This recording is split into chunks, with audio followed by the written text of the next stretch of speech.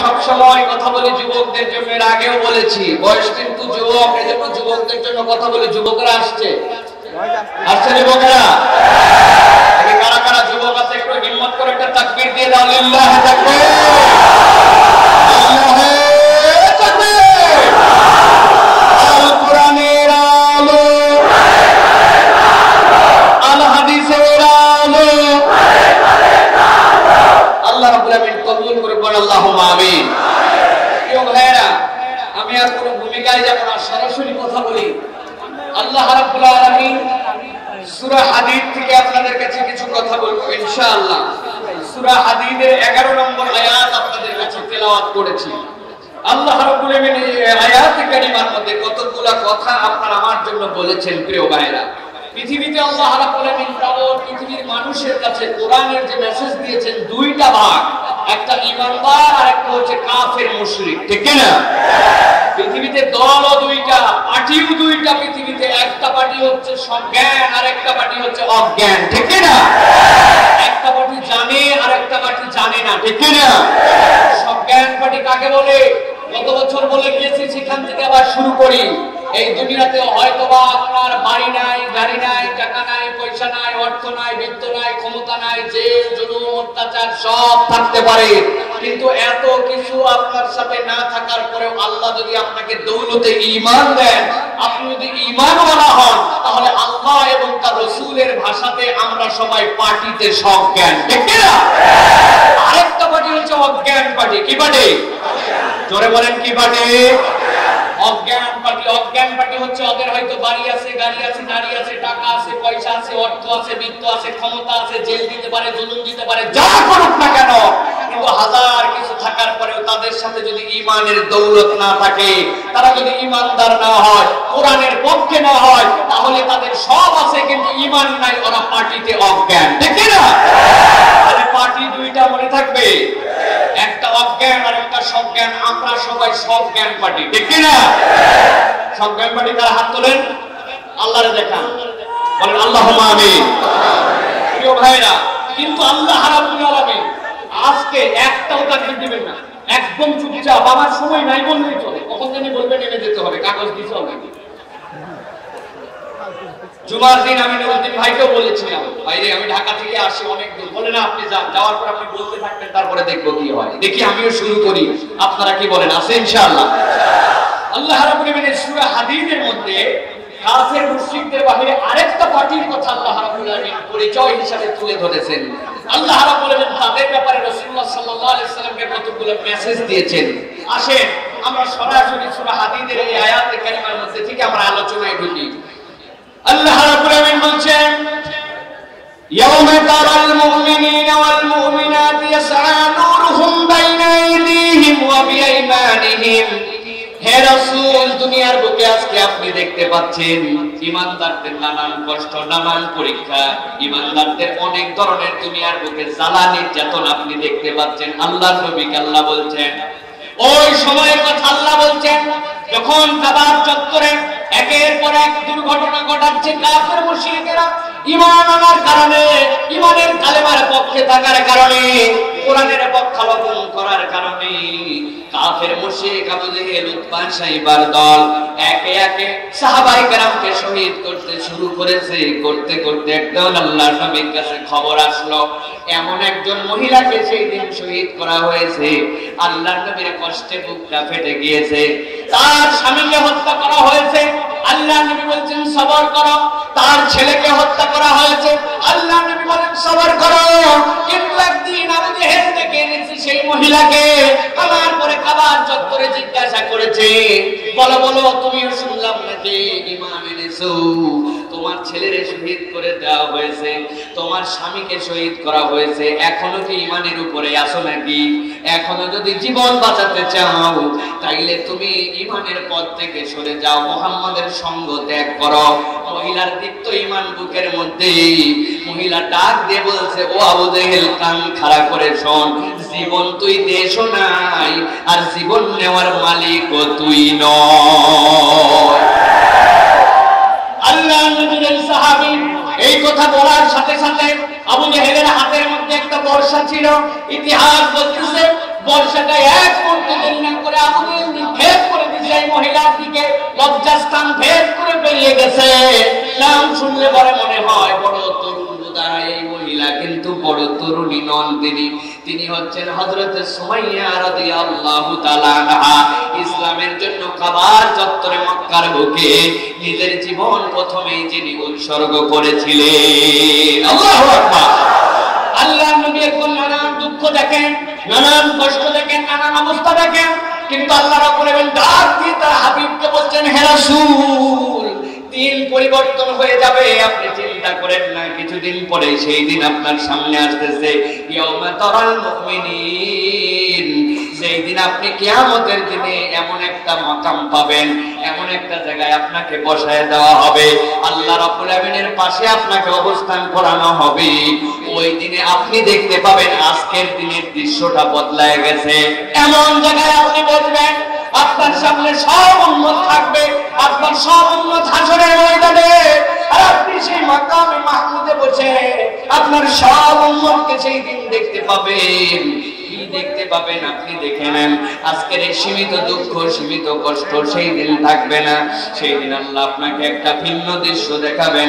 আল্লাহ নবীকে আল্লাহ জানাচ্ছেন, ইয়াউমা তারাল মুমিনিনা ওয়াল মুমিনাত ইয়াসআ নূরুহুম বাইনা আইদিহিম ওয়া বিআইমানিহিম।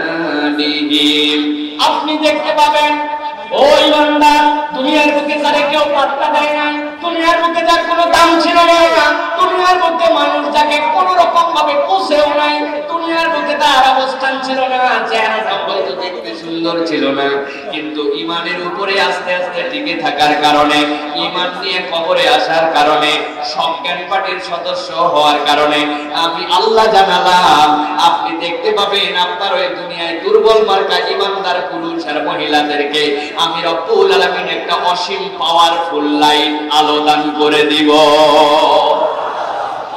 আল্লাহ রাব্বুল আলামিন আলো দান করবেন। আলোটা দুই দিক থেকে আসবে। আল্লাহ রাব্বুল আলামিন বলছেন বিআইমানিহিম, একটা আলো আসবে তাদের ডান পাশ দিয়ে, আর একটা আলো আসবে তাদের সম্মুখ পাশ দিয়ে। সেই লাইটেরকে আলো দিয়ে দেওয়া হবে। হাদিসের মধ্যে আছে যার ইমানটা দুর্বল থেকে দুর্বলতর হবে, তার আঙ্গুলের মাথাতে পর্যন্ত কিছু আলোর ব্যবস্থা আল্লাহ রাব্বুল আলামিন করে দিবেন। ওই আলো দেওয়ার সাথে আল্লাহর পক্ষ থেকে ঘোষণা দেওয়া হবে, বুশরাকুমুল ইয়াউমা জান্নাত।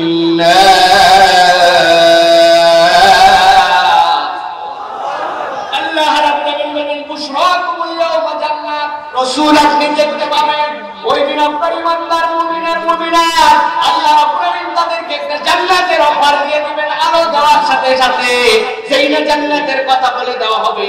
আল্লাহ রাব্বুল আলামিন বলছেন, তাজরি মিন তাহতিহাল আনহার। ইমানদারদেরকে যে আলো দেওয়া হবে, ওই আলোর সাথে সুসংবাদ হবে একটা জান্নাতের, আর ওই জান্নাতের নিচ দিয়ে অসংখ্য ধারায় ঝর্ণা প্রবাহিত থাকবে। খালিদিনা ফিহা, ওর মধ্যে তারা চিরস্থায়ী ভাবে প্রবেশ করবে। যালিকা হুয়াল ফাওজুল আযীম। আল্লাহ রাব্বুল আলামিন বলছেন, ও দুনিয়ার মানুষ, তোমার একটা ছেলে ঢাকা বিশ্ববিদ্যালয়ে চান্স পেয়ে গেছে, তোমার একটা ছেলে বিদেশে চলে গেছে, তোমার একটা ছেলে ইউনিয়ন পর্যায়ে কোনো একটা পার্টির সদস্য হয়ে গেছে, মেম্বার হয়ে গেছে, দুনিয়ায় সামান্য একটু ক্ষমতা পেয়ে গেছে, লটারিতে টিকিট কেটেছিল, ওই টিকিটের টাকা পেয়ে গেছে, আর তুমি মনে করছো তুমি সফল হয়ে গেছো। আল্লাহ বলছেন, না না না, দুনিয়ার মানদণ্ডে কেউ সফল উত্তীর্ণ হতে পারবে না, বলতে পারবে না। আমি আল্লাহ রাব্বুল আলামিন জানালাম, রাসূল আপনি দেখবেন যেদিন ইমানদাররা লাইট পেয়ে যাবে, আলো পেয়ে যাবে, সামনে থেকে আর তাদের ডান পাশ থেকে জান্নাতের ঘোষণা পেয়ে যাবে। আমি আল্লাহ যখন বললো একবার ঢুকলে আর জান্নাত থেকে বের হতে হবে না, এই ঘোষণা যেদিন তারা পাবে, ওইটাকে আমি আল্লাহ বললাম, যালিকা হুয়াল ফাওজুল আযীম। কেবলমাত্র সেদিন ইমানদারেরা নিজেরা চূড়ান্ত সফল কামী হিসাবে পরিগণিত হবে। সুবহানাল্লাহ। গভীর মনোযোগ দিয়ে লক্ষ্য করেন, এটা একটা চিত্রনাট্য।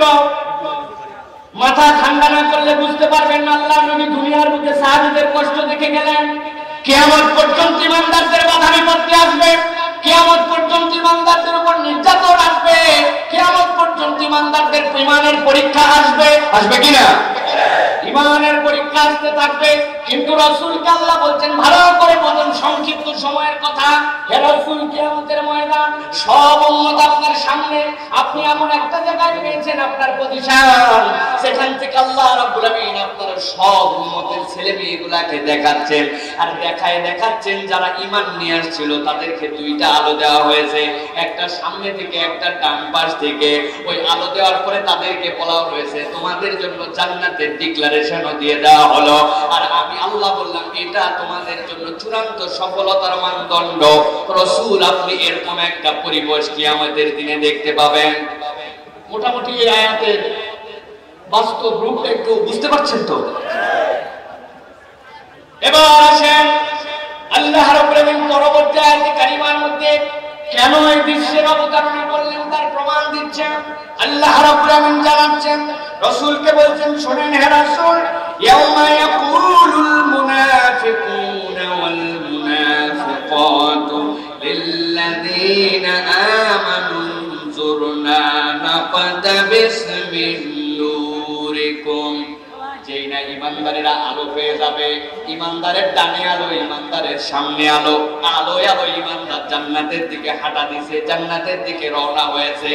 যেই না ইমানদারেরা জান্নাতের দিকে রওনা হয়ে যাবে, সাথে সাথে ওই ইমানদারদের মাঝ থেকে একটা শ্রেণী আছে যারা মুনাফিক। আল্লাহ রাব্বুল আমিন ওই মুনাফিক পুরুষ আর মুনাফিক যারা মহিলা থাকবে তাদের ব্যাপারে আল্লাহ বলছেন, ওই জান্নাতীরা আলো পাওয়ার সাথে সাথে যেই না রওনা হয়েছে, সাথে সাথে মুনাফিক পুরুষ আর মুনাফিক মহিলারা জান্নাতীদেরকে বলবে, ওই ঈমানদারদেরকে বলবে, ও ঈমানদারেরা মেহেরবানি করে তোমরা এত তাড়াতাড়ি চলে যেও না, এত তাড়াতাড়ি জান্নাতের দিকে রওনা হয়ো না, একটু অপেক্ষা করো রে ভাই, আমরাও একটু তোমাদের সাথে জান্নাতের দিকে যাওয়ার জন্য তোমাদের আলো থেকে একটু ভাগ নিতে চাই। কাফের মুশরিকরা এই কথা বলবে না, বুঝার বিষয় আছে আয়াতে কারিমার মধ্যে। ইহুদি নাসারারা এই কথা বলবে না। ওই দিন ইমানদাররা আলো পাওয়ার পরে মুনাফিক যারা পুরুষ আর মহিলা ওরা সাথে সাথে ইমানদারদের কাছে আসবে, আসার পরে বলবে, ও ইমানদার ভাইরা তোমরা জান্নাতের দিকে চলে যাচ্ছ, ময়দান তো কালো হয়ে যাচ্ছে, ময়দানের মধ্যে এখন এমন অবস্থা তৈরি হয়ে যাচ্ছে, তোমরা একে একে চলে যাচ্ছ, ময়দান তো অন্ধকারে নিমজ্জিত হচ্ছে, এই জন্য মেহেরবানি করে তোমরা যেও না ভাই, নাফতাবিস মিন নূরিকুম, আমরা তোমাদের আলো থেকে একটু আলো নিব, তোমাদের আলো নিয়ে আমরাও যেন তোমাদের সাথে একটুখানি জান্নাতে যেতে পারি। যেই না মুনাফিক পুরুষ আর মুনাফিক মহিলারা এই কথা ঈমানদারদেরকে বলবে যাদের হাতে আলো আছে, আল্লাহ রাব্বুল আমিন বলছেন এই কথা বলার সাথে সাথে ঈমানদাররা একটা কঠিন উত্তর দিবে সেই সময়, কিলা ইরজিউ ওয়ারাকুম ফালতামিসু নূরা। ঈমানদাররা বলবে দুনিয়ার বুকে তোমাদেরকে কিচ্ছু বলি নাই, তোমরা নানান ষড়যন্ত্র করেছিলে, যা যা শর্ত দিয়েছিলে সব শর্ত মেনে তাফসীরুল মাহফিল করতে, তাফসীরুল কোরআন মাহফিল করতে চাইছিলাম আমরা, বলছো সব মেনে নিচ্ছি, আসলে কোনটা মন দিয়ে মানছি আর কোনটা বিবেকের কাছে মানছি আমাদের জানা ছিল, কিন্তু এখন যেন মাহফিলটা হয় এই জন্য তোমরা যা বলছো ভাই তোমাদেরকে কিচ্ছু বলি নাই, খালি জি হুজুর করছি। দুনিয়ার বুকে তোমরা অপমান করছো, দুনিয়ার বুকে নানান ধরনের ষড়যন্ত্র করেছো, নানান ধরনের অত্যাচার করেছো, নানান ধরনের টুপিওয়ালাদেরকে, নানান ধরনের হুজুরদেরকে খোঁচা দিছো, নানান জায়গায় নানান ভাবে প্রচেষ্টা করেছো, তারপরেও দুনিয়ার বুকে আমরা মাথাটা নিচু করে আমরা নরম নরম করে চলাফেরা করেছি, কিন্তু আজকের দিনে আমার আল্লাহ যখন আমাকে আলো দিয়েছে, আমার আল্লাহ রাব্বুল আমিন যখন আমার জন্য জান্নাতের ঘোষণা দিয়ে দিয়েছে, আর তোমরা যখন আজকের দিনে আবার আমাদের সাথে আলো নিয়ে জান্নাতে যেতে যাও, আজকের দিনে আর কোনো নরম সুরে কথা হবে না, ঈমানদাররা পাওয়ার নিয়ে তখন বলবে কিলা ইরজিউ ওয়ারাকুম ফালতামিসু নূরা। খবরদার আমাদেরকে ডিস্টার্ব করবে না, যাও দুনিয়ার থেকে আলো নিয়ে আসো, এখান থেকে আলো নিয়ে তারপরে এখানে আসো, এইখানে কোনো আলোর ভাগ টাক আমরা দিতে পারবো না। সুবহানাল্লাহ বলে। ইমানদাররা ভাব নেবে, কিন্তু একদিন সারা জীবনে মের মের করে অবস্থা ইমানদাররা চলবে না। চলবে? ইমানদারদের দিন ফিরবে। তার সবচেয়ে বড় দিন হচ্ছে কিয়ামতের ওই ময়দানে। মুনাফিকরা যখন আলোর ভাগ খাবে, ইমানদাররা ডাইরেক্ট বলবে, খবরদার আলো আলো নিয়ে আমাদেরকে ডিস্টার্ব করো না। কলিলাইন জিওয়ারাকুম ফান্তামিসুল নূরা, দুনিয়ায় যাও, যাই ওইখান থেকে আলো নিয়ে আসো, আমরা তোমাদেরকে আলো দিতে পারবো না। আল্লাহু আকবার। ইমানদাররা যেই নাই কথা বলবে, কলিলাইন জিওয়ারাকুম ফান্তামিসুল নূরা, দুনিয়ার মুখে চলে যাও, যাওয়ার পরে দুনিয়ার থেকে আলো সংগ্রহ করে নিয়ে আসো। কিন্তু ওই দিনে ওই মুনাফিকরা বড় ছেঁচড়া হবে। ছেঁচড়া চিনেন আপনারা? আপনাদের এলাকায় কি বলে? আমাদের ঢাকায় বলে হচ্ছে ল্যালপা টাইপের কিছু মানুষ আছে, পিছলায় একবারে পিছলা। আপনি যাই বলে গায়ে কিচ্ছু মাখে না, ও খালি আপনারা ডিস্টার্ব করতেই থাকবে। আসেন এরকম? আমি এরকম একটা ফকির আমাদের দারুস সালামে চিনি, ওরে আপনি যদি আগের দিনে 1000 টাকা দেন, 10 মিনিট পর দেখা হলে আবার 2 টাকা দেন। কি বুঝলেন? 10 মিনিট আগে 1000 টাকা দিচ্ছেন, 10 মিনিট পরে আপনার সাথে দেখা হওয়ার পরে আবার বলবো 2 টাকা দে ভাই। মানে ওর কোনো সময় ছেঁচড়া বোঝায় না। এরকম ছেঁচড়া মার্কা ওই দিনে আল্লাহ তাআলা কথা বলছেন যে ইমানদাররা যখন স্ট্রেট ফরওয়ার্ড বলে দিবে, আমরা তোমাদেরকে আলো দিতে পারবো না, তোমরা চলে যাও, যে দুনিয়া থেকে আলো সংগ্রহ করে নিয়ে আসো। কিন্তু তারপরে মুনাফিকরা ইমানদারদের পিছু ছাড়বে না, গায়ে গায়ে লেগে লেগে ডিস্টার্ব করতেই থাকবে, একটু আলো দাও ভাই, তোমরা আলো না দিলে আমাদের কি হবে? আল্লাহ জান্নাতের ভিআইপি মেহমানদেরকে ডাকছেন, জান্নাতে যাওয়ার রাস্তায় বলছেন, ওরা যখন ডিস্টার্ব করা শুরু করছে, আল্লাহ রাব্বুল আলামিন ওই দিন বলবেন, হে রাসূল, আপনি দেখতে পাবেন দুনিয়াতে যারা ইসলাম মেনেছে আর ইসলাম মানে নাই, আল্লাহকে স্বীকার করেছে আর আল্লাহকে স্বীকার করে নাই, আমি আল্লাহ রাব্বুল আলামিন তাদের মধ্যে কোনো ভেদাভেদ তারপরেও করি নাই। ঠিক কি না? আপনাদের এলাকায় কি এরকম ঘটনা হয় যে আপনাদের যিনি হিন্দু ভাই আছেন, উনি আল্লাহকে সাথে শরীক করেন জন্য উনি যদি কুশার লাগায়, আখ লাগায়, উনার আখ তিতা হয় আর মুসলমানের আখ মিষ্টি হয়? ঘটনা কি এরকম? কথা বলেন না যে এরকম? এরকম নয়। দুনিয়ার মুখে এরকম আল্লাহ রাব্বুল আলামিন করেন নাই, সবাইকে একটা তাসবিয়ার মধ্যে রেখেছেন, সমতার মধ্যে। কিন্তু আল্লাহ বলছেন কিয়ামতের দিনে আমার ভিআইপি মেহমানদেরকে আমি যখন জান্নাতে যাওয়ার আলো দিয়ে দিব, আর মুনাফিকরা যখন তারপরেও ডিস্টার্ব করতে থাকবে, আমি আল্লাহ ওইখানে আর এরকম করে আলাদা করে রাখবো না। আমার মেহমানদের জন্য আমি রব্বুল আলামিন তখন একটা ব্যবস্থাপনা গ্রহণ করব। আল্লাহ রাব্বুল আলামিন বলছেন, যারাই শুনছেন মনোযোগ দিয়ে শোনার চেষ্টা করেন। আল্লাহ বলছেন, ফাদুরিবা বাইনাহুম বিসুরিন লাহু বাব। আল্লাহ রাব্বুল আলামিন বলছেন, আমার ভিআইপি মেহমানরা যেন বিরক্ত না হয়, আমার মেহমানদেরকে যেন ডিস্টার্ব করা না হয়, এইজন্য আমি আল্লাহ রাব্বুল আলামিন সাথে সাথে ফেরেশতাদেরকে নির্দেশ দিব, দুনিয়ার বুকে যে অবস্থায় চলুক না কেন, আজকের দিনে সেই অবস্থা চলতে দেয়া যাবে না। আমি আল্লাহ রাব্বুল আলামিন ওই ঈমানদার আলোপ্রাপ্ত দল আর মুনাফিকদের মধ্যে একটা পাঁচিল দাঁড় করায়া দিব। সুবহানাল্লাহ। পাঁচিলটা হবে স্বচ্ছ স্ফটিকের মতো, পাঁচিলটা উপর থেকে নিচ পর্যন্ত আছে, পার্টিশন আছে, কিন্তু এপার থেকে ওপার দেখা যায়। আল্লাহ রাব্বুল আলামিন বলেন ফিবা, আবার ওই পাঁচিলটা দেওয়া হবে, ওই পাঁচিলটার মধ্যে আমি রব্বুল আলামিন একটা দরজারও ব্যবস্থা রাখবো। আল্লাহ রাব্বুল আলামিন এরপরে বলছেন, রাসূল আপনি দেখতে পাবেন বাতিনুহু ফীহির রাহমাতু ওয়া যাহিরুহু মিন কিবালিহিল আযাব।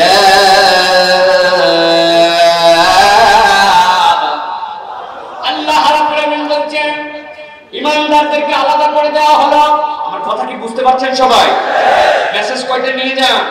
ঈমানদারদেরকে আলাদা করা হলো, মুনাফিকদেরকে আলাদা করে দেওয়া হলো, একটা পাঁচিল দেওয়া হলো। পাঁচিলটা স্বচ্ছ, এবার থেকে এবার দেখা যায়, কিন্তু একটা দরজা আছে এর মধ্যে আসা যাওয়া করার মতো। আল্লাহ রাব্বুল আলামিন বলছে, বাতিনুর রাহমা ওয়া যাহিরুল আযাব। ওই দরজার যে ভিতর দিক, যেদিকে খিড়কি আছে, যেদিকে সিটকানি আছে, যেদিকে দরজা লাগানো যাবে আর যেই দিক থেকে দরজাটা খোলা যাবে, সবগুলো ঈমানদারের দিকে থাকবে। দরজা আছে জানে, কিন্তু ওই পাশ থেকে খোলার উপায় নাই, ঢোকারও উপায় নাই। আল্লাহ বলছেন বাতিনুর রাহমা, যেই নাই পাঁচিলটা দিয়ে দেওয়া হবে, দেওয়ার পরে ঈমানদার দিকেরটা, ঈমানদাররা যেই অংশটা থাকবে, ওই অংশটাতে আমি রব্বুল আলামিন রহমত দিয়া, আমি রব্বুল আলামিন সেখানে সর্বোচ্চ সুন্দর ব্যবস্থাপনা করে দিব। সুবহানাল্লাহ। যাহিরুল আযাব, আর উল্টা পাশে পাঁচিলের যারা উল্টা পাশে আছে, ওয়ালের উল্টা পাশে আছে মুনাফিকরা। আল্লাহ বলছেন জাহান্নাম অনেক দূর আছে, বিচার ফয়সালা করে তারপরে জাহান্নাম কে কোন জায়গায় যাবে কড়াই গন্ডায় বোঝানো হবে, কিন্তু অতক্ষণ পর্যন্ত তাদের জন্য দেরি করা হবে না। পাঁচিল দেওয়ার পরে ভিতর পাশে ঈমানদাররা যেরকম আরামের পরিবেশে থাকতে শুরু করবে, আল্লাহ রাব্বুল আলামিন বলছেন তার আউটসাইডে উল্টা পাশে মুনাফিকদেরকে তখন থেকে আযাবের ব্যবস্থা করে দেওয়া হবে। নাউযুবিল্লাহ। খেয়াল করেন তাহলে ঈমানদারদেরকে আলো দেওয়া হলো। আবার গুছায় বলি আপনারা যেন বুঝতে পারেন, আল্লাহ রাসূলকে দেখানো হচ্ছে ঈমানদাররা জান্নাতের দিকে রওনা হচ্ছে, ঝাঁকে ঝাঁকে জান্নাতে যাচ্ছে। এমন সময় মুনাফিকরা এসে বলতেছে, ঈমানদার ভাইরা আমাদেরকে একটু আলো দাও, তোমরা ময়দান ছেড়ে চলে গেলে তো অন্ধকার হয়ে যাবে, আলো না নিয়ে তো জান্নাতে যেতে পারি না। ঈমানদাররা বলছে না, আলো দেওয়া যাবে না, তোমরা সবাই চলে যাও দুনিয়ায়, দুনিয়া থেকে আলো নিয়ে আসো। কিন্তু এই কথা বলার পরেও যখন তারা কথা শুনে না, সেই সময় আল্লাহ রাব্বুল আলামিন একটা পাঁচিল দিয়ে দিলেন, ঈমানদার আর মুনাফিকদের মাঝে একটা ব্যারিকেড দিয়ে দিলেন। সেই ব্যারিকেডের ওই পাশটা দেখা যায় সেখানে মুনাফিক মহিলার পুরুষরা অবস্থান করছে, আর সেখানে আযাব আর আযাব, কষ্ট আর কষ্ট। আর প্রাচীরের এই পাশটাতে ঈমানদারের আছে, যেই জায়গাটাতে আল্লাহ রাব্বুল আলামিন তাদের জন্য ভিআইপি ওয়েটিং রুম বানায় দিয়েছেন, সেখানে তারা অবস্থান করছে, সেখানেই তারা থাকছে। আর দেখতে পাচ্ছে মুনাফিকদের পরিণতিটা কি, মুনাফিকদের যে কষ্ট দেওয়া হচ্ছে এটা তারা দেখতে পাচ্ছে। আল্লাহ রাব্বুল আলামিন বলছেন এই অবস্থাটা যখন করে দেওয়া হবে, এই অবস্থাটা যখন চলতে শুরু করবে, তখন ওই মুনাফিক যারা পাঁচিলের উল্টা পাশে থাকার কারণে তাদেরকে কষ্ট দেওয়া হচ্ছে, তারা কষ্ট পাচ্ছে, তারা আর ঈমানদারদের আরাম দেখতে পাচ্ছে। এই অবস্থাতে ঈমানদারদের আরাম দেখার পরে ওই মুনাফিক বলছে, ইউনাদুনহুম আলাম নাকুম মাকুম। ওই মুনাফিকরা তখন ঈমানদারদেরকে ডেকে বলছে, ও ঈমানদার, এমন একটা পাঁচিল আমাদের মাঝে হয়ে গেল, আমরা দেখতে পাচ্ছি তোমরা এখানে বড় ভিআইপি অবস্থায় আছো, জান্নাতের দিকে যাচ্ছ, অনেক বড় মিছিল, আস্তে আস্তে রওনা হয়েছো, কিন্তু আমরা কেবলমাত্র তোমাদের কাছে একটু আলো চাওয়ার কারণে আজকে তোমাদের রব আমাদের আর তোমাদের মাঝে একটা বাউন্ডারি দিল তো দিল, তোমরা বড় আরামে, আর আমরা উল্টা পাশে কষ্ট আর কষ্ট। ব্যাপারটা কি? ইউনাদুনাহু, চিৎকার করে বলবো, ওই বান্দার ভাই, বান্দার ভাই, আমার কথা কি শুনতে পাচ্ছ নাকি? ওই বান্দার ভাই, ঈমানদাররা তাদের কথা শুনতে পারবে না, তাদেরকে ডাক দিতে বলবে, ও পাঁচিলের ওই পারে আরাম করছো তারা, একটু শুনো আমাদের কথা। কি তোমাদের কথা শুনবো? সাথে সাথে চিৎকার করে তারা বলবে, আলাম নাকুম মাআকুম। এত স্বার্থপর হয়ে গেলে কেন আজকে? এত তোমাদের তেল হয়ে গেল কেন? এত ভাব নিচ্ছ কেন? আমরা কি তোমাদের সাথে এই দুনিয়াতে একসাথে ছিলাম না? কি বলবে মুনাফিকেরা? আলাম নাকুম মাআকুম। বলেন তো সবাই, আলাম নাকুম মাআকুম। কি বলবে? আলাম নাকুম মাআকুম, আমরা কি তোমাদের সাথে ছিলাম না? আল্লাহ রাব্বুল আলামিন মূলত তারা বোঝাচ্ছেন, কাফের মুশরিকদের আলাদা একটা পার্ট আছে, কাফের মুশরিকরা টোটাল আলাদা, তাদের সাথে ঈমানদারের কোনো সম্পর্ক নেই। কিন্তু যারা মুনাফিক, তারা কাফের মুশরিকদের মধ্যে থেকে নয়, ওই মুনাফিকরা ঈমানদারদের মধ্যে থেকে, এমনকি ঈমানদার তো দূরের কথা, অনেক সময় এক বাপের দুই সন্তানের মধ্যে থেকেও হতে পারে, পারে কিনা? এরকম করছো কেন ভাই? আমরা দুইজনে একসাথে স্কুলে যাইতাম, একসাথে চলাফেরা করতাম, আমরা দুইজনে একই স্কুলে পড়তাম, একই মসজিদে পর্যন্ত আমরা নামাজ পর্যন্ত পড়েছি, দুনিয়ার বুকে একই ঈদগাহে আমরা দুইজন নামাজ পর্যন্ত পড়েছি, দুনিয়ার বুকে একসাথে চলাফেরা করেছি, একই এলাকায় আমাদের বসবাস ছিল। আলাম নাকুম মাআকুম। ও ঈমানদারেরা, আলো পাইলি তো পাইলি, পাঁচিল দিয়ে দিল, আবার পাঁচিলের ওই পারে তোরা শান্তিতে আছিস, আমরা বড় কষ্টে আছি, আমরা তো একসাথেই ছিলাম ভাই, আজকে আমাদেরকে একটু আলো দিলে তোমাদের সমস্যা কি? আলো না দিয়ে তোমরা কেন আমাদের সাথে এরকম আচরণ করছো? এই পর্যন্ত কথাটা আপনারা বুঝতে পারছেন ভাই? সবাই বুঝেছেন? ক্লিয়ার? এবার আসেন, আল্লাহ রাব্বুল আলামিন বলছেন ঈমানদাররা কি উত্তর দিবে? আমরা যারা ঈমানের দাবি করি, আমরা যারা ঈমান দিয়ে দুনিয়ার বুকে চলাফেরা করছি, আমরা ঈমানকে নিজেদের সম্বল বানিয়েছি। দুনিয়ার সব বাধা বিপত্তি একদিকে, ইমানদার চলে ওই বাধা বিপত্তির উল্টা স্রোতে আল্লাহর দিকে, ঠিক কিনা? আল্লাহ রাব্বুল আমিন বলছেন ইমানদারদের উত্তরটা কোরআনের মধ্যে আল্লাহ রাব্বুল আমিন দিচ্ছেন, তারা একযোগে উত্তর দিবে ওদেরকে, মুনাফিকদেরকে, ক্বালু বালা। ও মুনাফিকরা, যারা আজকে এই পাঁচিলের ওই পারে চলে গেছে, আমরা তো একবারও বলি নাই যে তোমরা আমাদের সাথে ছিলে না, আমি তোমাদেরকে চিনি না, এই কথা একবারও বলি নাই। ক্বালু বালা, অবশ্যই অবশ্যই আমরা তো তোমার সাথে ছিলাম, আমি তো তোরে চিনি না, আমি তো তোরে চিনি, তুই আমাদের এলাকায় চলাফেরা করতি, আমাদের এলাকায় ভাব পারে ঘুরতি, আমাদের এলাকায় কি কি কাজ করছিস সব তোর চেনা আছে, তোর গোষ্ঠী চিনি, বংশ চিনি, তোর বাপ চিনি, দাদা চিনি, তোর দল চিনি, তোর পার্টি চিনি, সব আমার চেনা আছে। কালো বালা, ওই দিন আমরা ইমানদাররা মুনাফিকদেরকে বলবে, হ্যাঁ ভাই তোমরা যে জিজ্ঞাসা করেছো আমরা কি তোমাদের সাথে ছিলাম না, হ্যাঁ ভাই সত্যি সত্যি আমরা তো তোমাদের সাথেই ছিলাম, আমরা একসাথেই ছিলাম। এরপরে ইমানদাররা তাদেরকে উত্তর দিবে, কিন্তু আর এরপরে ওয়ালাকিন্নাকুম ফাতানতুম আনফুসাকুম وتربصتم وارتبتم وغرتكم الأماني حتى جاء أمر الله।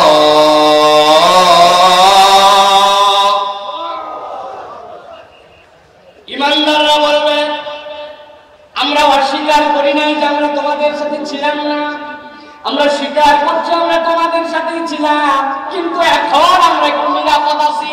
একটু আগে ডিস্টার্ব এমন শুরু করেছিলে, আমাদেরকে সাথে নাও বলছিলাম। আল্লাহ রাব্বুল আমিন ওই ডিস্টার্ব থেকে আলাদা করার জন্য পাঁচিল দিয়ে আমাদেরকে নিরাপদ করেছেন, আর তোমাদেরকে পাঁচিলের ওই পারে রেখেছেন। আর আমরা স্বীকার করেছি, হ্যাঁ আমরা তোমাদের সাথেই ছিলাম, কিন্তু ভাই এখন তোমাদেরকে আমরা একটু কারণ জানাতে চাই।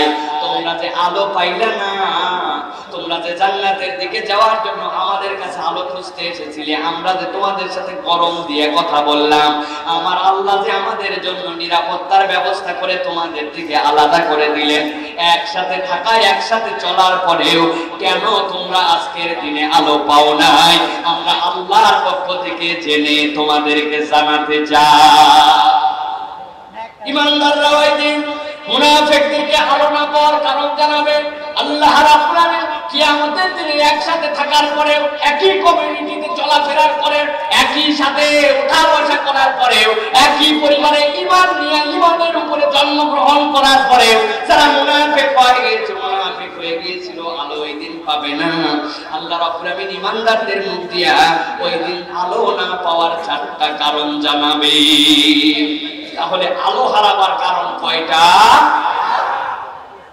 আপনারা ঘুমাই গেছেন ভাই, নাকি রিজার্ভ করে রাখছেন যে সামনে ইনশাআল্লাহ একটু চিৎকার করা হবে নাকি? আজকে তো শেষ দিন মাহফিলের নাকি? তাহলে আলো হারাবার কারণ কয়টা? 4টা। কয়টা? আর একটু জোরে বলেন কয়টা? এখন পর্যন্ত যা কথা বলেছি আপনারা কি ক্লিয়ার ভাবে কথাগুলো বুঝতে পেরেছেন? পরিষ্কার আপনাদের কাছে? আপনাদের কাছে যদি জিজ্ঞাসা করা হয়, কোন জায়গায় ওয়াজ করতে দাঁড় করায় দেওয়া হয়, হয়তো আয়াত পড়তে পারবেন না, কিন্তু এই ভাষায় মানুষকে বলতে পারবেন আপনারা যে হে রাসূল, কিয়ামতের দিনে আপনার জন্য একটা অবস্থা তৈরি করা হবে, এমন সুন্দর জায়গা যেখান থেকে সব উম্মতকে দেখতে পাবেন। আল্লাহ উম্মতদেরকে 2টা গিফট দিবেন, আলো, একটা ডাইনের থেকে একটা সামনে থেকে। আলো নেই ইমানদাররা তোমরা একদম জান্নাতের দিকে রওনা হয়ে যাবে। এমন সময় ওই ইমানদারদেরকে পিছন দিক থেকে মুনাফিকরা ডাক দিয়া বলবে, ও ভাই আমাদেরকে একটু আলো দাও ভাই, তোমরা চলে গেলে আমরা তো আলো পাবো না। ইমানদাররা ওদের দাপট দিয়ে বলবে, দুনিয়ায় যাও, সেই আলো ওখান থেকে নিয়ে আসো, ঠিক কি না? এরপরে কি বলবেন? আল্লাহ বলবেন, না এদের অবস্থা তো ভালো না, আমার ইমানদার ভিআইপি ইমানদারদেরকে ডিস্টার্ব। দুনিয়ার মানুষ শোনো, একসাথে থাকার পরে, একসাথে চলাফেরা করার পরেও মুনাফিকদেরকে যখন কারণ ব্যাখ্যা করবে ইমানদারেরা, তার 1 নম্বর কারণ মুনাফিকদের জন্য এদিন বলে দেওয়া হবে। আল্লাহ রাব্বুল আমিন বলছেন, তাদেরকে জানাও একসাথে থাকার পরেও তোমরা যে আলো হারালে, তার প্রথম কারণ হচ্ছে ওয়ালাকিন্নাকুম ফাতানতুম আনফুসাকুম। 1 নম্বর কারণ হচ্ছে ও মুনাফিকেরা, তোমরা নিজেরাই নিজেদেরকে পরীক্ষার মধ্যে ফেলেছিলে। এক নম্বর কারণ হচ্ছে তোমরা নিজেরা নিজেদেরকে পরীক্ষার মধ্যে ফেলেছিলে। এই পরীক্ষা আল্লাহ দেন নাই তোমাদের জন্য, তোমরা নিজেরাই নিজেদেরকে পরীক্ষার মধ্যে নিমজ্জিত করে রেখেছিলে। যেই পরীক্ষাটা আল্লাহ তোমাদেরকে করতে দেন না। ব্যাখ্যা কি হবে? যুবকদের জন্য বলিও, যুবক তুমি আমি এমন পরিবেশের মধ্যে নিজেকে নিমজ্জিত করেছি, এমন বন্ধু বান্ধবকে নিজেদের জীবনের জন্য বেছে নিয়েছি, আর খোড়া খোড়া অজুহাত দিয়ে রেখেছি। তারে আমার যে দোস্ত এলাকার সবাই বলে তো খারাপ ছেলে, ও তো ইসলাম মানে না, ও তো ইমানের পথে চলে না। আপনি বলেন স্কুলে একসাথে যাই, একসাথে আসি, বাহিরে বের হলে ওর সাথে দেখা হয়, শুধু স্কুলের জীবনটা শেষ করি, এরপরে এর সাথে আমি আর মিশবো না, এর সাথে আমার কোনো সম্পর্ক আর থাকবে না।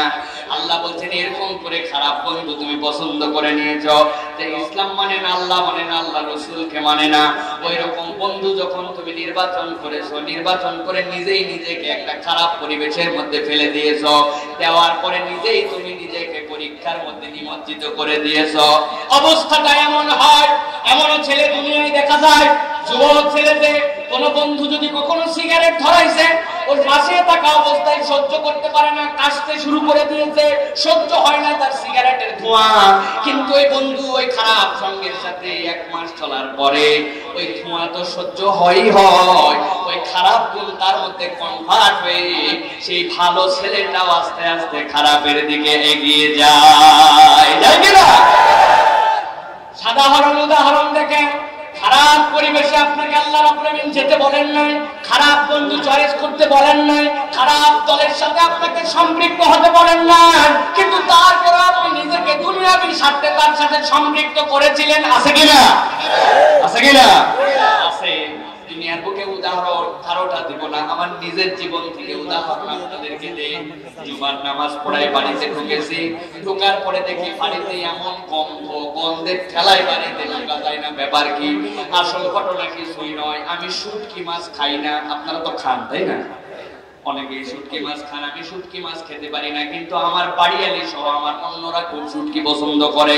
জুমার দিনে শুটকি মাছ রান্না হচ্ছে, আমি বাড়িতে ঢুকে বমি হওয়ার জোগাড়। বললাম হচ্ছে নাকি বাড়ির মধ্যে? আমার বউ বলতেছে টেনশন করো না, তুমি অন্য ঘরে যে খালি 10টা মিনিট সময় দাও, মেহেরবানি করে একটু রাগ করো না, এরপরে দেখো একটুকু গন্ধ থাকবে না। আমি চিন্তা করলাম কেবলই জুমার মসজিদে খুতবা দিয়ে আসছি, ধৈর্যের উপরে সবরের উপরে, বাড়িতে যদি এই 10 মিনিট সবর না করে আল্লাহরে উত্তর দিব কি? ঠিক না? গেছি অন্য ঘরে বসে আছি 10 মিনিট, 10 মিনিট পরে দেখি মাশাআল্লাহ কোনোই তো গন্ধ নাই। আমি বললাম তোমাকে অনেক ধন্যবাদ কথা রাখার জন্য, এখন একটু একটু পাই কিন্তু এখন গন্ধ নাই বললেই চলে, তুমি সব ঠিকঠাক মতো সরায় ফেলছো। আমার বউ বলছে মিয়া সাহেব কিছুই সরানো হয় নাই, রান্নার অর্ধেক এখন বাকি আছে, কিন্তু আপনি যে 10 মিনিট বাড়ির মধ্যে এসে আছেন এই পর্যন্ত আপনার অক্সিজেন ওই গন্ধওয়ালা ঢুকে ঢুকে আপনার শরীরের সাথে শুটকির গন্ধ অ্যাডজাস্ট হয়ে গেছে। কথাকে বুঝাইতে বললাম? আল্লাহ রাব্বুল আলামিন বলেন ওয়ালাকিন্নাকুম ফাতানতুম আনফুসাকুম, আমি আল্লাহ তো তোমাকে বলছিলাম না তুমি বাজে বলে যাও, বাজে মানুষের সাথে মিশো, বাজে আন্দোলনে সম্পৃক্ত হও, তুমি নিজের বুদ্ধি বিবেক খাটায়া দুনিয়ার সীমিত স্বার্থের জন্য তার সাথে মিশেছিলে। এইজন্য আজকের দিনে আলো চাইলে আমি আল্লাহ তোমাকে আলো দিতে রাজি নাই। ঠিক না? ভাইরা, এইজন্য আল্লাহ রাব্বুল আলামিন মুনাফিকদেরকে ওই জন্য বলছেন, কাফের মুশরিকদেরকে বলছেন না এমন পরিবেশে যেও না, এমন বন্ধু নির্বাচন করো না, এমন মানুষের সাথে মিশো না যেখানে যাওয়ার পরে তুমি কঠিন পরীক্ষায় নিমজ্জিত হয়ে যাবে, আর ওই পরীক্ষা থেকে তুমি বের হওয়ার সুযোগ পাবে না। আছে কি না এরকম? শত শত যুবক আমাদের সমাজ থেকে এইভাবে নষ্ট হয়ে যাচ্ছে। ইয়াবাখর বন্ধু, বাবাখর বন্ধু, অশ্লীল পরিবেশ, ওইখানে যাওয়ার পরে তারা মিশতে শুরু করে। আর চিন্তা করে কয়দিন এই সেমিস্টার পার হলেই বাদ দিয়ে দিব, এই স্কুল ত্যাগ করার সাথে মিশবই না, আমি আর ওদের সাথেই নাই, ছাড়লাম বলে বের হয়ে আসলাম বলে, এই বলতে বলতে একসময় এমন হয়ে যায় যে আগেরটা যার সাথে মিশতো তার থেকে ভিআইপি খারাপ হয় সেটা আগে সুবি সাহেব ছিল। আছে কিনা? আছে কিনা এরকম প্রিয় ভাইরা? তাহলে কোরআন হাদিসের দৃষ্টিতে সময় বড় সংক্ষেপ, এই জন্য আপনাদের কাছে বলি আলো হারাবার প্রথম কারণ হচ্ছে অযথায় নিজেকে নিজেরা যেন পরীক্ষার পরিবেশের মধ্যে আমরা নিক্ষেপ না করি। তার এক নম্বরের প্রধান বিষয় হচ্ছে বন্ধুকে নির্বাচন করতে হবে সঠিকভাবে, ঠিক কিনা? ইমানদারের বন্ধু কি টাউট লোক হবে ভাই? চোর, বদমাইশ, নেশাখোর, এগুলো কি ইমানদারের বন্ধু হবে? ইমানদারের বন্ধু কি কোন ধরনের বাহিরের যারা আইডল, মানে যারা বাহিরের আইডল নিয়ে চলাফেরা করে, স্টাইল করে, উতাল পাতাল তাদের আচার আচরণ, পোশাক আশাক, ওই ধরনের ছেলেপেলে কি ইমানদারের বন্ধু হবে? আরে বন্ধু কি হবে? নিজেই তো আমরা ওরকম হয়ে আছি। মসজিদে আসা যাওয়ার সময় দেখি সুবহানাল্লাহ কতগুলো ছেলেপেলের মাথার চুল দেখি এই দিক থেকে পুরোটা বাদ দিছে, দিয়ে এইবারে এমন ভাবে রাখছে মনে হয় কখনো শিয়ালের লেজ, কখনো মনে হয় বোধহয় এটা হচ্ছে এই মুরগির ফোড়া, মানে বলবো আমি কোন ভাষায় বলবো এটা বোঝাতে পারছি না। এই উতাল পাতাল চুল কাটা আল্লাহর রহমতে নোয়াখালীতে তো নাই, না? তুমি কেমন আদর্শ আপনি মানলেন? আপনার রাসূল কত পরিবারটি কত সুন্দর ছিলেন, আর আপনি ইমানদার চরিত্র নিজের ঘোষণা দিয়া অর্ধেক করছেন একরকম, অর্ধেক চাইছে দিচ্ছেন, এদিক থেকে তিনটা বর্ডার মারছেন, কি যে উদ্ভট বানরের মতো বানাইছেন। এটা কি ইমানদারের চরিত্র হতে পারে ভাই? ইমানদারের চরিত্র হতে পারে? আপনি কেন এরকম করেন? নতুন প্যান্ট কিনে 1500-1200 টাকা দিয়ে একটা বেলানোর সাথে কিনে নিয়ে এসে এই জায়গায় টমাটো মোড় মাইরে দিয়ে পোস মাইরে ঘুরে বেড়াচ্ছি। আরে স্টাইল, কঠিন স্টাইল। আমি বললাম ভাই তোর মনে হয় টাকা পয়সার সমস্যা, আয় করে আমি সাথে নিয়ে যাই একটা ভালো প্যান্ট কিনে দেয়। কই হুজুর আপনি ব্যাক ডেটেড হুজুর আছেন এখন, ওটা কোন রকম গরিবের বিষয় নয়, টাকা দিয়ে কিনে ব্র্যান্ডের স্টাইল করার জন্য সিরা হালাইছে। বুঝছেন আপনারা? আমি বললাম ভাই তোমার এটা যদি স্টাইল হয় তাহলে আজ থেকে 20 বছর আগে এই স্টাইল আমি দেখছি। কই হুজুর তাদের কি করতে দেখছেন? ওরা তো হেভি আপডেট ছিল। বলে আমি হ্যাঁ ছিল অবশ্য। গাবতলীর থেকে একটা বাস ছাড়তো 8 নম্বর বাস, ওই বাসের যারা হেল্পার ছিল গরিব মানুষ, বেচারীরা কোনো রকম জামা কাপড় কিনতে পারে না। ওরা আমাদের দেশে কিছু মানুষ আছে আসার পরে ঘোষণা দেয় ওই হারে বাতিল বিনিময়ে পুরাতন কাপড় থাকলে দিতে পারে। আসে এলাকা মহিলারা বলছে আমার পুরাতন শাড়ি আছে, আমার বেটার একটা প্যান্ট আছে, এগুলো সব বাইর করে দিয়েছে, সিরা দিয়ে একটা পাতিল কিনছে। এখন ওই হেল্পারের তো বেচারির টাকা পয়সা কিছু নাই, কি করবে? ওই লোক নিয়ে যায় বঙ্গবাজারের সামনে ওইটা বিক্রি করতেছে, দাম দর করে খালি শার্ট, নীলের শার্ট আছে না ঢাকায় যারা গেছেন দেখবেন ওরা 3 জন মিলে হাত দিচ্ছে, একজন খালি শার্ট, ও হ্যান থেকে একটা প্যান্ট কিনছে, বেচারি দুঃখ, দামি প্যান্ট কিনতে পারে না, প্যান্টের এই জায়গায় ছিঁড়া। ওইটা পরে গাবতলী থেকে সায়দাবাদ পর্যন্ত ওই বেচারি হেল্পার হচ্ছে গাড়ি চালায়। আমি বলি তোমাদের থেকে 20 বছর আগে এই মডেল করা শিখছিল ওই আমাদের গাবতলীর বাসে হেল্পারেরা, আর তুমি 20 শতাব্দীতে এসে আধুনিকতার নাম দিয়ে ব্যাকডেটেড হয়ে তুমি হেল্পারের এখন আদর্শ নিচ্ছ, ঠিক কিনা? আছে যুবকেরা চিন্তা করছে হুজুর যা বলতেছেন আমরা তো ওইরকম প্যান্ট পরে কয়েকজন আজারি হুজুরের মাহফিল শুনতেছিলাম, আপনি তো আগুন লাগাই দিলেন। দেখা যায় আল্লাহ রাব্বুল আলামিন বলেছেন 1 নম্বর কারণ হচ্ছে ওয়ালাকিন্নাকুম ফাতানতুম আনফুসাকুম। আল্লাহ রাব্বুল আলামিন তোমাদেরকে পরীক্ষা দেন নাই, আল্লাহ রাব্বুল আলামিন এই পরীক্ষার মধ্যে তোমাদেরকে নিমজ্জিত করেন নাই, কিন্তু তোমরা নিজেরা এই পরীক্ষার মধ্যে নিমজ্জিত হয়েছিলে। আলো হারাবার প্রথম কারণ হচ্ছে এইটা। আল্লাহ রাব্বুল আলামিন বলছেন এরপরে 2 নম্বর কারণটা তোমরা শোনো। আল্লাহ রাব্বুল আলামিন জানাচ্ছেন ও দুনিয়ার ঈমানদারেরা, ওই দিন তোমরা উত্তর দিবে দ্বিতীয় যেটা, সেইটা হচ্ছে ওয়াতারাব্বাসতুম। আলো হারাবার 2 নম্বর কারণ হচ্ছে তারাব্বাসতুম। দুনিয়ার বুকে তোমরা কেবলমাত্র নিজেরা নিজেদেরকে পরীক্ষার মধ্যে ফেলো নাই, দুনিয়ার বুকে তোমরা দীর্ঘ সত্যিকার একটা জীবন যাপন করেছিলে। ওই জায়গাতে তোমরা পরীক্ষার মধ্যে নিমজ্জিত হয়ে যাওয়ার পরেও আল্লাহ রাব্বুল আলামিন তোমার বিবেক দিয়েছিলেন, তোমার বুদ্ধি দিয়েছিলেন। প্রত্যেকদিন তোমার বিবেকের কাছে খোঁচা আসতো, প্রত্যেকদিন তোমার বিবেক তোমাকে বলতো এই কাজের মধ্যে থাকিস না, এই জায়গাকে সাপোর্ট করিস না, এখান থেকে বের হয়ে যা, তুই আল্লাহর দিকে চলে যা, আল্লাহর দিকে মনোনিবেশ কর। বারবার তোর বিবেক তোকে বলেছে, কিন্তু তারপরেও কথা শুনে নাই। তোমরা একটা দীর্ঘ সূত্রিতার মধ্যে নিজেদেরকে ছেড়ে দিয়েছিলে, ওই দীর্ঘ সূত্রিতার কারণে আজকে তোমাদের আলো হারাবার এটা দ্বিতীয় কারণ। দীর্ঘ সূত্রিতার ধরন কিরকম? ও যুবক, চলো তো ভাই, এত সুন্দর ইসলামী মাহফিলে আসছো, কত দূর থেকে আসছো, কালকের থেকেই নামাজ পড়া শুরু করো। সাথে সাথে বলবেন না না কালকের থেকে না, তবে নামাজ আমি অল্পের মধ্যেই শুরু করে দিব, আগামী শুক্রবার থেকে নামাজ ধরলাম বলে এইবার যদি নামাজ ধরি আর ছাড়বো না, বলে কিনা? এই নামাজ বলে এই রোজার থেকে আমি এমন ভালো মানুষ হব, দেখবি এলাকার লোক আমাকে সুফি বলে ডাকবে। রোজা পর্যন্ত অপেক্ষা করছে, হাজী সাহেবকে বলছে অনেক টাকা পয়সা হয়ে গেছে, আপনার ভাই যেন হজে চলে যান। বলে আরে একটা বছর, বলে একটা বছর, সামনে বছরে হজে আমি চলে যাব, প্ল্যান করা আছে। হজে যাওয়ার পরে এমন ভালো মানুষ হয়ে আসবো, দেখলেই বুঝবি আমি পরিবর্তন তখন আমার কত। আল্লাহ বলছেন কেবল পরীক্ষাই করে নাই, নানান অজুহাতে নানান যুক্তি দিয়ে দিয়া ওই অবস্থাটাকে সে দীর্ঘ থেকে দীর্ঘতর টানতে শুরু করছে। আছে কিনা? অনেক হাজি আছে, আমি নিজে দেখেছি। হজ করেন না কেন? আমি যখন জীবনের প্রথম হজে যাই, অনেক ছোটবেলায়, আজ থেকে প্রায় 15-16 বছর আগে, আমাকে দেখে বলতেছে এ বাচ্চাটারে কি জন্য হজে নিয়ে যাচ্ছেন, ওকে হজ ধরে রাখতে পারবে নাকি? আমার আব্বা বলছে হজ ধরা আর হজ ছাড়ার সাথে কি আছে বুঝলাম না তো। বলে এখনো গুনাহ খাতাই করা শুরু করে নাই, হজ করে আসার পরে কত গুনাহ খাতা করবে, তাইলে কি হজ থাকবে নাকি? এই জন্য হুজুর আমি এখনো হজে যাই নাই, 50 পার করার পরে দুনিয়ার সব ক্লিয়ার করে দিয়ে তারপরে হজে যাব। যাওয়ার পরে এমন ভালো হব, আসার পরে দেখতে পাবেন আমি কি।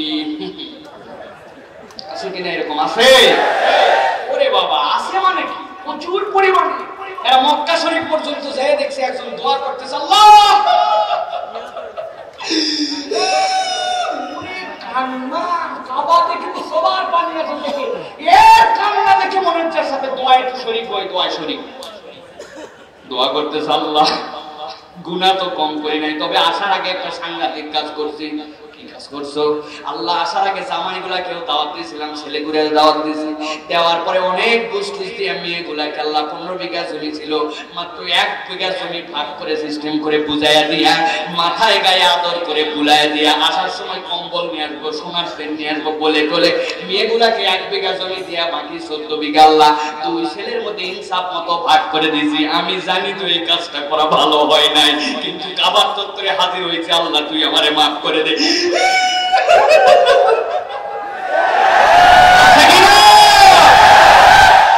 আমার আল্লাহ রাব্বুল আলামিন আসমান থেকে ওহী করবেন না, এখন বন্ধ হয়ে গেছে, কিন্তু ওহী নামানোর যদি সিস্টেম থাকতো, আমার আল্লাহ আসমান থেকে ওহী নামায় বলতো, ও আমার দাউদ হাজী, কিয়ামত পর্যন্ত তুমি যদি এই কাবার চত্বরে হজ করতে আসো আর কাঁদতে কাঁদতে যদি কাবার চত্বরে তুমি বন্যাও এনে ফেলো, আমি আল্লাহ তোমাকে জানায় রাখলাম, যেই মানুষেরা বান্দার হক নষ্ট করবে, বান্দার হক নষ্টের গুনাহ আমি আল্লাহ মাফ করব না। ঠিক কি না? আপনি তাহাজ্জুদের নামাজ পড়েন আর 5 ওয়াক্ত নামাজ পড়েন আর যাই করেন, আপনি যদি সাধারণ নির্বিশেষে কোন একটা মুসলমানকে যদি অন্যায় ভাবে আপনি ফাঁসান, অন্যায় মামলা দেন, অন্যায় অত্যাচার করেন, অন্যায় ভাবে সম্পদ দখল করেন, অন্যায় ভাবে গ্রেফতার করেন, গ্রেফতার করার পরে মামলা দেন, ওই মামলাই নেই আগে, তাহলে আল্লাহ রাব্বুল আলামিনের কাছে ওই দিন যায় ধরা খাওয়া লাগবে না? বছর বছর উমরা কাজে দিবে দিবে না? এই জন্য যারা উমরা করতেছি বেশি, আমরা হজ করতেছি, সবার আগে আমাদেরকে শুধরাতে হবে। ঠিক না? আল্লাহ বলবো, ও হুজুর সাহেব তুমি তো সাংঘাতিক ওয়াজ করছিলে, আল্লাহর হক আল্লাহর হক, আর বাড়িতে যাওয়ার পর বউয়ের সাথে তোমার কথাই ঠিক থাকে না, আসো হুজুর তোমার আগে কিনে দেওয়া হবে। কথা ঠিক কিনা? এই জন্য প্রিয় ভাইয়েরা, আল্লাহ রাব্বুল আলামিনের কাছে বাঁচতে হলে দীর্ঘ সূত্রিতার মধ্যে যাওয়া যাবে না। পাপ করেছি এক্ষুনি আল্লাহর কাছে স্বীকার করে আল্লাহর কাছে ফেরত যে বান্দা আসবে, আল্লাহ ওই বান্দাকেই ভালোবাসেন। ঠিক কি না? তাহলে আলো হারাবার দ্বিতীয় কারণ আপনাদের মনে থাকবে দীর্ঘ সূত্রিতা। দীর্ঘ সূত্রিতা, পাপ করার পরে অপেক্ষা করতেছে, এই তো সুযোগ আসলো, আগামী রমজান হজ পার হলে, বুধবার থেকে সামনে মাহফিলে আরেকটু বড় হলে, 25-30 বছর বয়স হলে, বলে কিনা কতগুলো মুরব্বী পর্যন্ত আজ পর্যন্ত মুখে দাঁড়িয়ে রাখে নাই, মনে হয় ভাব থেকে উনি বোধহয় আরেকবার বিয়ে করে। জিজ্ঞাসা করা হয় কি ব্যাপার, এখনো পর্যন্ত রাখলেন না কেন ভাই? যুবক 30 বছর 35 বছর না হয় মানলাম, আপনি তো 60 বছর, তাও মানলেন না কেন? বাবা আমাদের বাড়িতে একটা নিয়ম আছে বাবা, আমার দাদা আমার বাপ সবাই 85-র নিচে কেউ মারা যায়নি, সেই হিসাবে কিন্তু আমার এখনো বয়স হয়নি। চিন্তা করছে কি বড় ধান্দাবাজ এইটা প্রিয় ভাইয়েরা। সুতরাং এই কথা কখনো বলা যাবে না। ইবাদত করার ক্ষেত্রে, আল্লাহ মানার ক্ষেত্রে দীর্ঘসূত্রিতা করা যাবে। তাহলে 2 নম্বর কারণ এইটা প্রিয় ভাইয়েরা। এবার 3 নম্বর কারণটা দেখেন তো আল্লাহ কি বলছেন। আল্লাহ রাব্বুল আমিন বলছেন ওয়া আলতাবতুম ওয়া গররাতকুমুল আমানিয়ু হাত্তা জাআ আমরুল্লাহ। 3 নম্বর কারণ হচ্ছে ওই দিন মুনাফিকদেরকে তারা বলবে, ও মুনাফিকেরা শোনো, আজকে যে তোমরা আলো পাও নাই, আলো যে তোমরা হারাইছো, এই আলো হারানোর 3 নম্বর কারণ হচ্ছে ওয়ারতাবতুম। ও দুনিয়ার মুনাফিক, তোমাদের অবস্থাটা এমন হয়েছিল, তোমরা আল্লাহ রাব্বুল আলামিনের কথা অমান্য করতে করতে, নিজেদেরকে খারাপ পরিবেশে রাখতে রাখতে আল্লাহ রাব্বুল আলামিনের বিধানগুলোকেও তোমরা অমান্য করতে শুরু করেছিলে।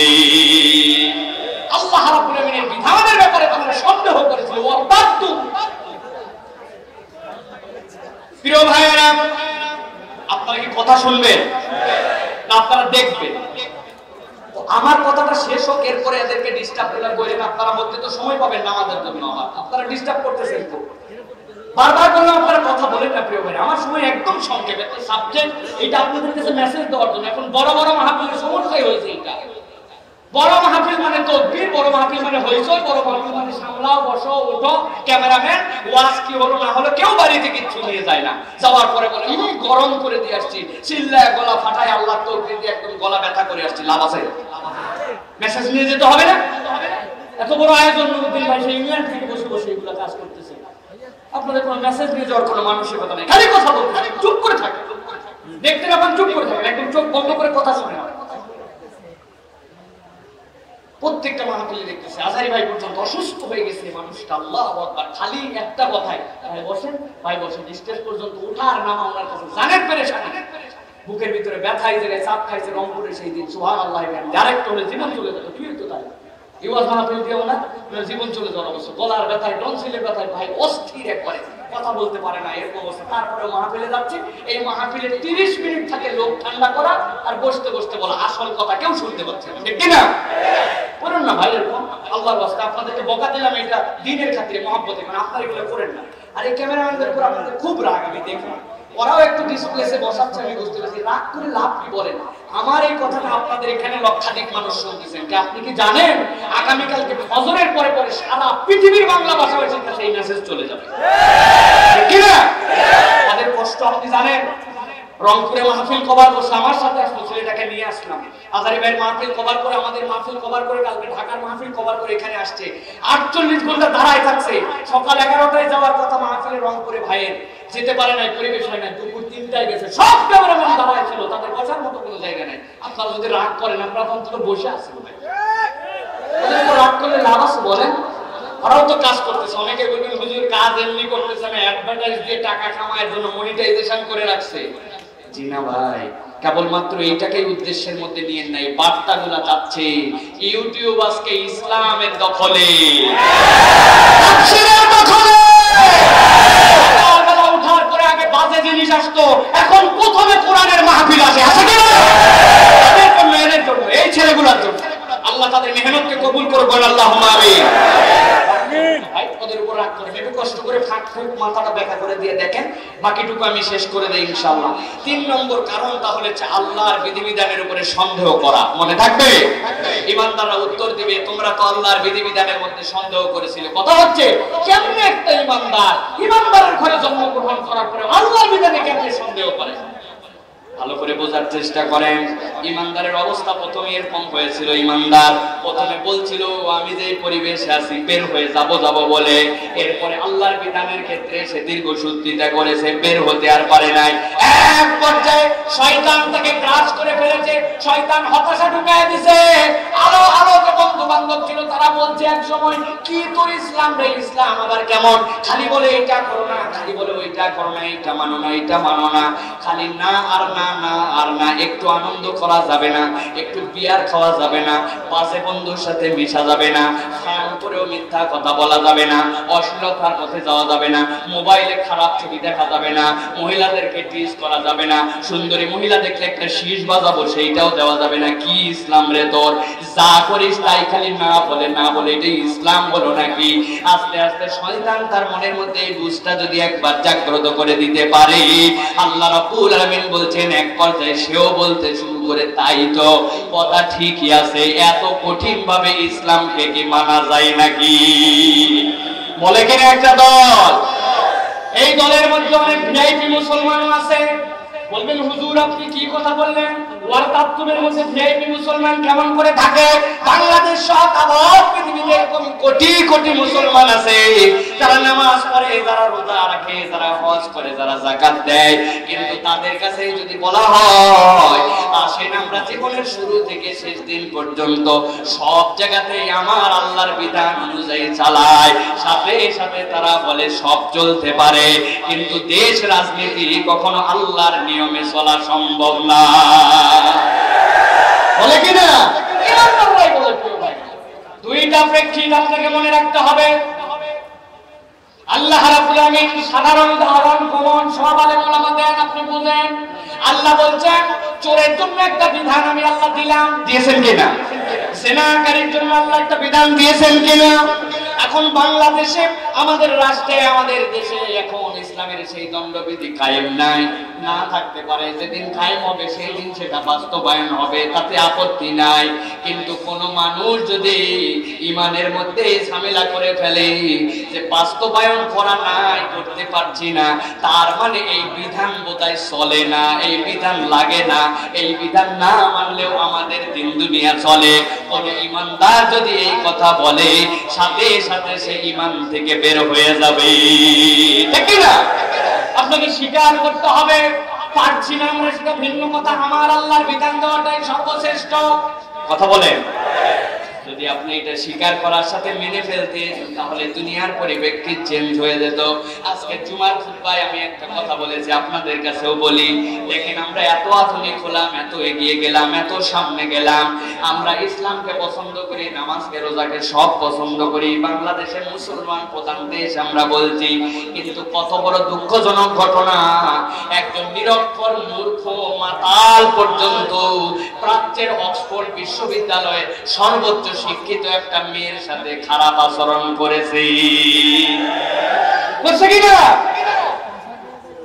সবচেয়ে লো গ্রেডের একটা ছেলে, যার থেকে ব্যাকডেটেড লো গ্রেডেড হতে পারে না, নিজের নাম লিখতে পারে না, কোনো প্রাতিষ্ঠানিক যোগ্যতা নাই, নেশা করে, তার আচার আচরণ কোনোটা ভালো না, সে কার সাথে আচরণ করেছে? প্রাচ্যের অক্সফোর্ড সবচেয়ে দামি মেয়ের সাথে সেই খারাপ কাজটা করছে। করছে কিনা? কেন এই কথা বলছি? সবাই বাংলাদেশের এখন আবেদন করছে আমাদেরকে ধর্ষকের মৃত্যুদণ্ড দিতে হবে, ধর্ষকের হত্যার বিচার করতে হবে, ধর্ষণের জন্য সর্বোচ্চ শাস্তি দেওয়ার বিধান করতে হবে, ঠিক কিনা? সেই ওদের কাছে বলবেন করতে হবে করতে হবে বলতেছো কেন? আমার আল্লাহ তো 1450 বছর আগে করেই পাঠাইছে। আল্লাহ বলছে জেনাকার যদি ছেলে হয় আর মেয়ে হয় আর যদি বিবাহিত হয়, আমি আল্লাহ বললাম খালি মারতেই হবে না, পাথর নিক্ষেপ করে মারতে মারতে মারতে মারতে মেরে ফেলতে হবে। আপনি যদি একবার বলেন হ্যাঁ হ্যাঁ আমরাও তো তার সাথে একমত, আমার আল্লাহ তো মেরে ফেলতেই বলছে, সাথে সাথে তারা বলবেন না না ওই বিধান চলবে না, আমরা যেভাবে বলছি এইভাবে মারা লাগবে। আচ্ছা কিনা? ওরা কারা? বেনামাজি, ওদের সবার নাম নরেন ধরেন করেন, তাই মনে করছে ওরাও ইমানদার, ওরাও মুসলমান, কিন্তু আল্লাহর বিধান বলার সাথে সাথে বলে ওইটা চলে না, ওইটা ব্যাকডেটেড। আল্লাহ বলছেন ওয়ারা তাবতুম, কিয়ামতের দিনে একবার এসে দেখো দুনিয়ার বুকে আল্লাহর কোন বিধান যদি অস্বীকার করে আসো, আল্লাহর বিধানকে যদি অচল মনে করে কবরে আসো, আসার পরে ইমানদারদেরকে বলবে আলো দাও, ইমানদাররা বলবে দুনিয়ায় যাও, জ্বালাতন বেশি যখন হবে আল্লাহ ফাসিল দিয়ে দিবেন, দেওয়ার পরে চিৎকার করে তোরা বলবি আমরা কি তোদের সাথে ছিলাম না? ইমানদার বলবে ছিলি ছিলি ছিলি, তবে আলো না পাওয়ার কারণ হচ্ছে না জেনে না বুঝে অনেক সময় আল্লাহর বিধানকে অস্বীকার করেছিলি। এরকম কি মুসলমান আছে ভাই? আমরাও অনেক সময় এরকম মুসলমান হয়ে গেছি ভাই। হাজী সাহেবের বাড়িতে ছেলের বিয়ের যে প্রোগ্রাম হয়, আগে 6 দিন পরে 5 দিন নাচে গানে, চেয়ারম্যান সাহেবের কাছে রিপোর্ট আছে, গানটাকে বন্ধ করা যায় না, আমরা অত্যাচারিত হয়ে গেলাম, বলে কি না? এলাকায় হয়তো না, আমাদের ঢাকায় এটা এখন মারাত্মক আকার ধারণ করছে। ইজাব আর কবুল এই দুটার মধ্যে ইসলাম, বাকি কোথাও ইসলাম নাই। আছে কিনা এরকম বিয়ে? আছে কিনা?